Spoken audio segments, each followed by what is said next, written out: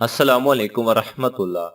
3 सवाल। एक काफिर ने एक मुसलमान से कहा कि अगर तू मेरे 3 सवालात का जवाब दे दे तो मैं मुसलमान हो जाऊंगा। सवाल नंबर 1। जब हर काम अल्लाह की मर्जी से होता है तो इंसान को उसका जिम्मेदार क्यों ठहराते हो? सवाल नंबर 2। जब शैतान आग से बना हुआ है तो जहन्नम की आग उस पर क्यों कर असर करेगी? सवाल नंबर 3। जब तुम खुदा को देखते नहीं तो उसको मानते क्यों हो? मुसलमान ने इन तीनों सवालात के जवाब में करीबी पड़ा हुआ मट्टी का ढेला उठाकर काफिर को मारा।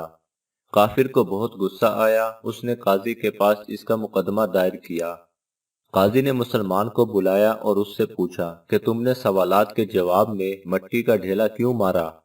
मुसलमान ने जवाब देते हुए कहा कि इसका पहला सवाल यह था कि जब हर काम अल्लाह की मर्जी से होता है तो इंसान को उसका जिम्मेदार क्यों ठहराया जाता है। तो इसका जवाब ये है कि अगर मैंने ढेला अल्लाह की मर्जी पर मारा है तो ये इसका मुझे जिम्मेदार क्यों ठहराता है। दूसरा सवाल ये था कि जब शैतान आग से बना हुआ है तो जहन्नम की आग उस पर क्यों कर असर करेगी। इंसान मट्टी से बना हुआ है, मट्टी के ढेले ने इस पर क्या असर किया। तीसरा सवाल ये था कि जब तुम खुदा को देखते नहीं तो उसको मानते क्यों हो। इसका जवाब ये है कि जब इसे दर्द नजर नहीं आता तो दर्द महसूस क्यों करता है। तमाम सवालों का जवाब सुनकर वो काफिर मुसलमान हो गया।